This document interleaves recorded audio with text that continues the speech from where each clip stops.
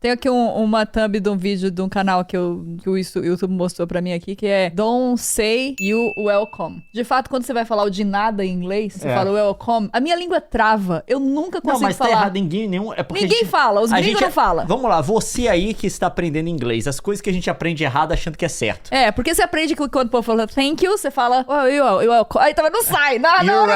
You're welcome. É o seguinte, tem umas coisas que a gente aprende certo, mas tá errado. Quer dizer, não tá errado, tá certo. Fino demais, só que todo mundo fala errado. É igual se você fosse aprender em português, alguém falasse pra você assim, em início de frase, você tem que usar ínclise, não pode usar próclise. Então não é me chame, é chame-me. Só que tipo assim, ninguém vai falar assim, tirando o Temer, ninguém vai falar chame-me. Exato, é o correto. Se você ensinar, se alguém estiver aprendendo português e aprender isso, é o correto. Só que todo mundo fala errado. Mesma coisa do inglês. Primeiro, a primeira coisa que a galera fala errado, tá? É o tal do... Fine. Não, how are you? I'm fine. I'm fine. I'm fine, thanks. Eu falava I'm fine, thanks pra todo mundo aqui, porque eu aprendi assim na escola pública, lá no EPSG Stélio Machado Loureiro. Não, sério, não fala I'm fine. Fala, não, I'm good. I'm good. Você fala assim. Você não fala eu tô bem, você fala eu tô bom. Mas I'm good tá errado. Tá errado. Tá? Mas é o certo. Como é que você tá? Você não tá bom, você tá bem, né? Mas I'm good. Mas todo mundo fala que good.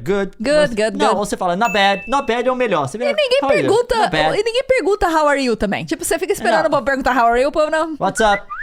How are day, sabe? Tipo, good, geralmente como é seu dia. O WhatsApp e WhatsApp ficou muito comum. Mas é mais ciclos, tipo assim, o vendedor não vai perguntar how are you, não vai perguntar o WhatsApp. How are you doing? How are you doing é muito comum. Ou como vai ser o dia também. Aí você fala good.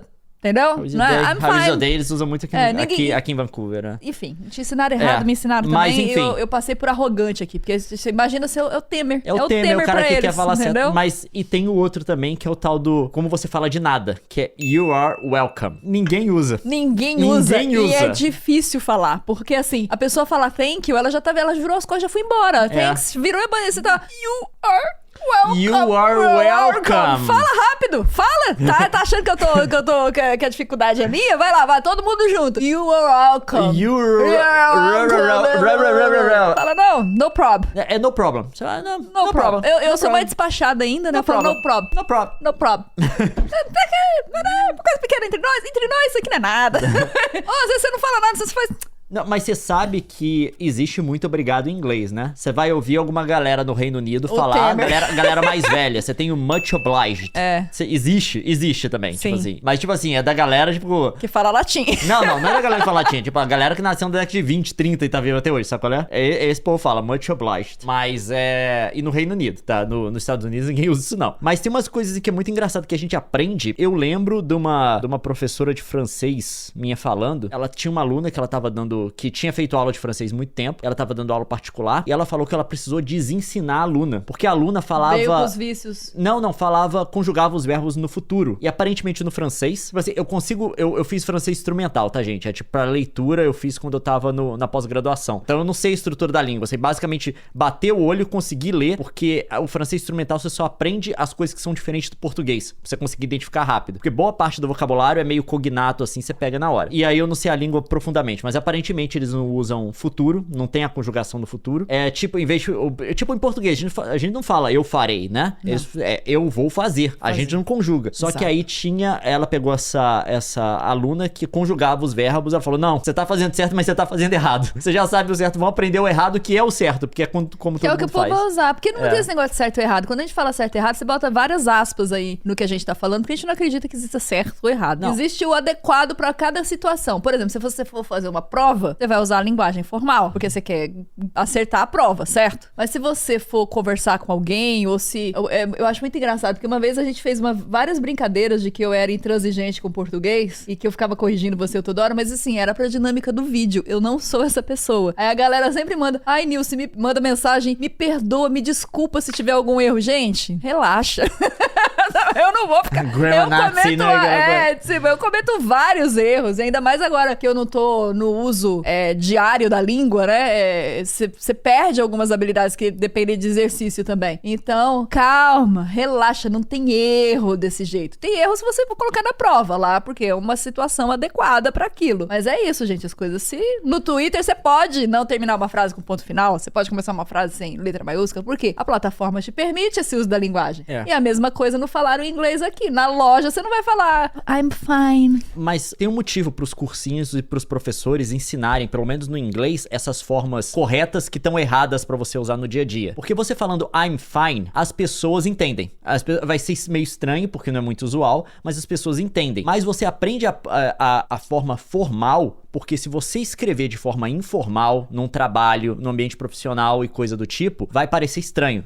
É muito mais estranho, muito mais inadequado você usar uma forma informal num ambiente formal do que você usar a forma formal no ambiente informal. Então é melhor você aprender I'm fine, thanks, pra responder quando alguém pergunta como é que você tá indo, porque quando você usar no ambiente informal, vai ser estranho, mas a pessoa vai entendendo, vai achar tão bizarro. Mas se você virar assim, I'm good, numa conversa formal, tipo assim, principalmente num documento, uma coisa inscrito, né? Ou seja, no e-mail ou algo assim dentro da empresa. Se for algo formal, né? Vai ser um pouco mais estranho, entendeu? Vai ser um pouco mais, principalmente se você estiver endereçando alguém que é hierarquicamente superior a você na empresa, alguém que não, principalmente a pessoa mais velha que não dá muita liberdade dessa linguagem informal e tal. Por isso que, tipo assim, você tem que saber os dois, né? Você vai escrever um e-mail, você escreve I'm going to. Você vai falar, você fala I'm gonna. Enfim, você tem que saber os dois, mas se você, principalmente se você estiver usando o inglês profissionalmente, se você tiver que escolher um pra você usar, sempre use o formal, porque vai ser estranho na hora que você usar no informal, mas pelo menos você não vai ofender. Você vai passar de chato, mas não vai perder o emprego, a sua prova, o seu lugar na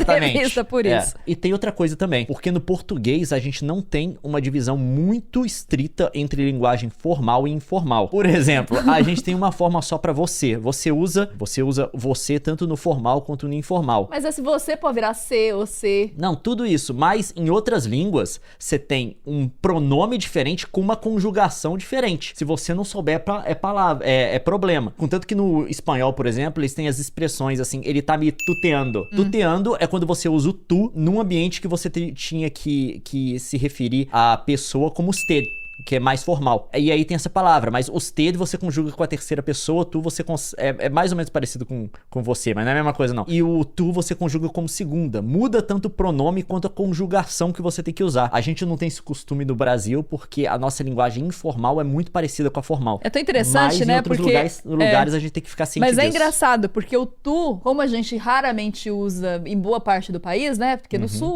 usa, em alguns lugares se usa ainda. No Rio ainda. se usa, mas conjuga com a terceira pessoa. Mas o que acontece? Nas igrejas se usa muito a segunda pessoa para se referir a Deus, né? Quando fala teu é o reino, tua é, né? Tu, Senhor, tal. E isso, teoricamente, no passado era o contrário, era uma falta de respeito, né? O você é a vossa mercê, é o que se daria menos intimidade do que o tu. O tu é pra quando você teria intimidade, mas a gente já, pela raridade do uso, a gente meio que inverteu essa relação. Porque no português, antigamente, você tinha essa coisa do tu e do vós, né?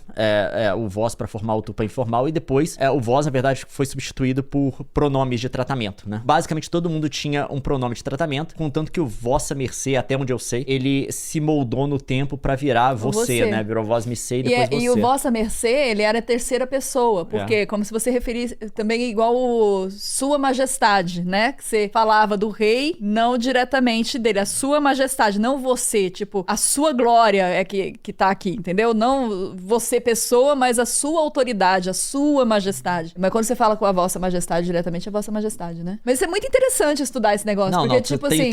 Tem os dois. Sua majestade é quando a gente fala dele mesmo em terceiro, mas quando a gente fala direto com o rei, a gente não fala você rei, a gente fala vossa majestade. É como se eu olhasse pro leão e falasse, eu não vou me referir ao leão, eu vou referir ao leão por um atributo dele. O atributo dele é ser bonitão. Aí eu chego e falo vossa boniteza, entendeu? Isso é, tipo assim, eu respeito tanto que eu não tô me dirigindo à pessoa dele, mas é uma característica dele que todo mundo sabe que existe. Mas enfim, a gente Podia tá especulando aqui. Vossa cabecíssima. Vai te catar. Mas eu tô romântica hoje. Linguista tá gritando aí, mas em linhas gerais é mais ou menos isso, tá? A gente simplificou demais esse treco aqui. Mas é interessante essas coisas, porque a gente tem realmente esse problema no português. O brasileiro tem dificuldade de se adaptar em outras línguas que tem essa diferenciação, principalmente de pronomes pessoais que você usa. Dependendo do nível de formalidade, você tem que usar um pronome diferente. No alemão você tem um pronome diferente, no espanhol você tem um pronome diferente, no inglês não tem. O inglês é parecido com o português.